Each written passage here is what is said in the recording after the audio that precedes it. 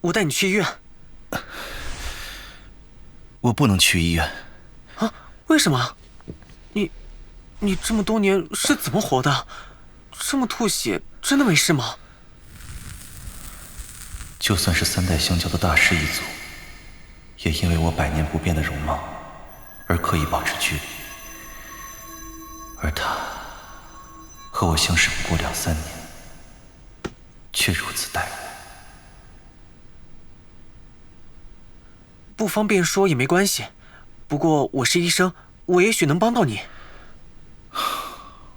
算了，告诉他也无妨，反正我也要离开了。我的师父是一名炼丹师。难道秦始皇焚书坑儒不坑术士的时候，你师父也被？不，我师父不屑和宫中那些坑蒙拐骗的术士为伍，进宫1年就云游去了。是从暴毙事件后，始皇帝并没有放弃追求长生不老，不过之后的丹药再呈上来，便不用侍从试药，而是由炼丹师亲自试吃。我师父云游前曾留下2枚丹药，因为他已无处可寻，所以是由身为徒弟的我来试吃的。你是说，你吃了长生不老药？这不可能，1颗丹药就能让人长生不老？2000多年的岁月，我也算是雅舍中颇有年分的一个古董了。然后呢？后来，就像你看到的那样，赵高篡改遗诏，胡亥即位，公子扶苏被杀。那你呢？你是扶苏的伴读，胡亥肯定不会放过你的。我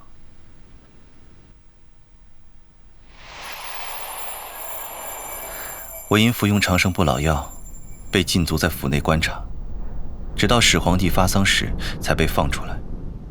那时我才知道，扶苏，对不起。新皇即位，拜。那帝位本该是扶苏的。公子已死，我曾经想伴他左右，将他辅佐成一代圣君的美梦，也成了泡影。后来那套冠冕和玉玺被我寻回，藏在雅舍深处。可是他们的主人却再也没有出现。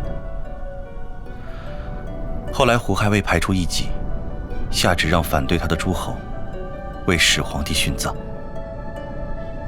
奉皇上遗诏，令诸侯在此殉葬。放箭！我再次醒来，已身处始皇墓中，脖颈上的伤口已不再流血，环顾四周，皆是尸体，包括我的父亲。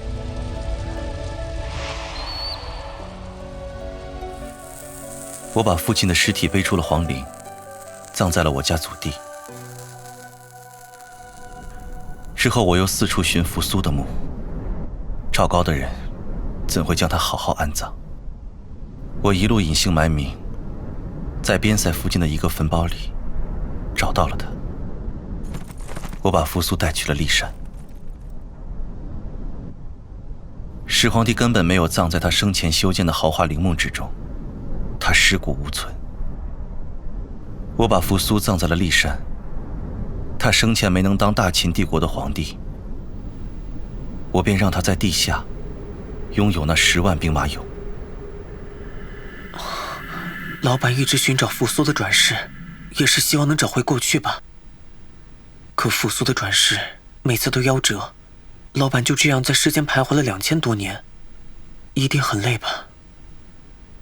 我也是几年后才发觉自己的身体开始不对劲，不光相貌没有任何变化，受过的伤也会很快复原。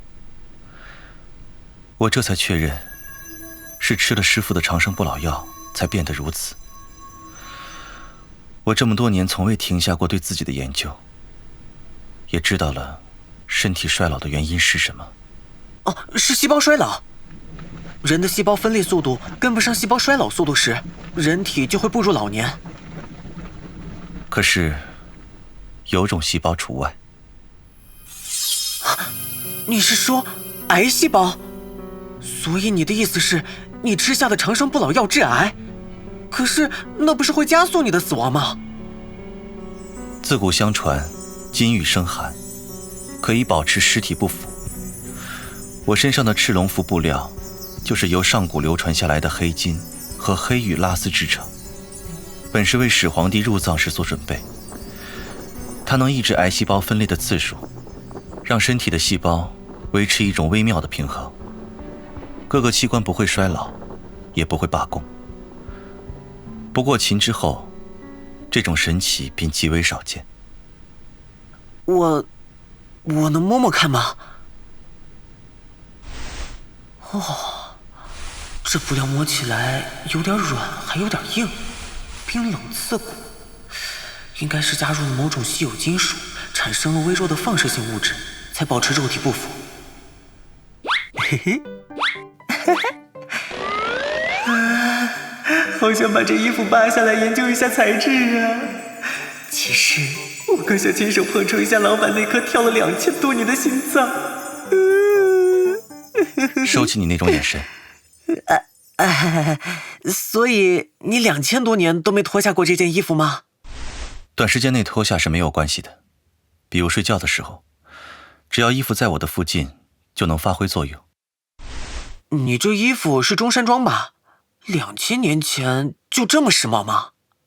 民国初期，我救了大师的祖母。大师的祖父是当时有名的古董修复师，他帮我把衣服剪裁成这样，没想到几年后就不流行这样的款式了。幸好现在穿成这样也不算太奇怪，总比古装要好些。这条龙好像会动哎。宋朝的时候，这衣服破过一次，我请当时的纹绣院帮我缝补。这种布料的纹路有特定的排列方式，纹绣院的人最终在裂缝上绣了这条赤龙，所用的丝线沾了我的血，所以这条龙是深红色的。缝补终究不能复原，以前它只是若干年变动一次位置，最近已经是1天变动一次了。我想它是因为没有喝够我的血，迫不及待了。那你肚子上的这衣服是不是不能被破坏？乱了丝线的排列，是不是会影响它的功能？那条龙在吸老板的血。也许这件赤龙符就是一种极为精细的电路板，只要乱了几根导线，就会彻底短路。我死后，如果身体没有快速腐烂的话，可以让你任意处置。什么死？就不能找其他人再绣一次吗？宋朝是苏绣发展的最顶峰，我身上的这条赤龙，动用了纹绣院上下37个绣娘，足足绣了2年。你觉得现在的时代，还能找到这么多技艺精湛的绣娘吗？肯定有什么办法的，机器织难道不行吗？你不用太过挂心，我活了太久了，扶苏转世的事情已经解决了，我是时候休息了。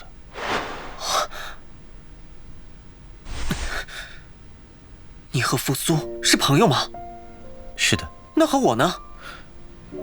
对了，他不是扶苏，他们是2个独立的人，生活环境不同，成长经历不同，信仰不同，他们没有一点相似的地方。我心中的扶苏已经死了。这个问题很难回答吗？不是朋友，为什么要拼命来救我？你不来救我，赤龙符就不会坏，你也就不会死呀。还是你根本是因为我是扶苏转世才来救我的？我救你和其他人无关，你是个好医生，好好活下去，可以救更多的人。那你也要活下去。亚舍里还有这么多古董，你忍心撇下他们吗？我可不会帮你照顾这些老家伙。有馆长呢，他肯定会好好照顾他们的。怎么才能说服老板活下去啊？啊，对了，你说长生不老药有2颗，你吃了1颗，那另外1颗呢？秦始皇肯定没吃吧，不然他就不会死呀。你是不是还有事情瞒着我？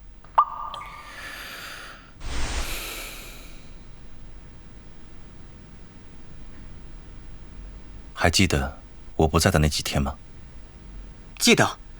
你走之后的第2天，我碰到了馆长，他说和你换了一个什么战国炼丹鼎。啊，战国？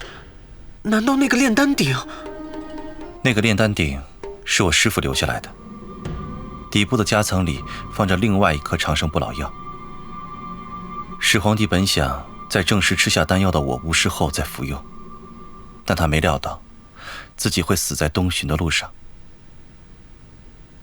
所以你前几天出门就是为了这个事？那颗长生不老药还在吗？那个炼丹鼎的夹层已经长满了铜绿，那颗丹药2000年前就被人取走了。那就是说，还有一个人和你一样，在这个世上活了2000多年。还有谁知道丹药在炼丹鼎里呢？负责丹药的侍从知道，可他们绝不敢动上贡的丹药。始皇帝死后，只有一个人能正大光明地吃掉那颗丹药，是胡亥。老板对扶苏有多少憧憬，就对胡亥有多少恨意。所以，只要有一点胡亥还活着的可能，老板短时间内就不会求死了。啊，天都亮了。谢谢，谢谢你提醒我，不能就这么死去。谢什么？你救了我，我还没说谢谢呢。真正的朋友是不用说谢这个字的。好了，告诉我你的决定吧。我要去一趟骊山。我陪你一起。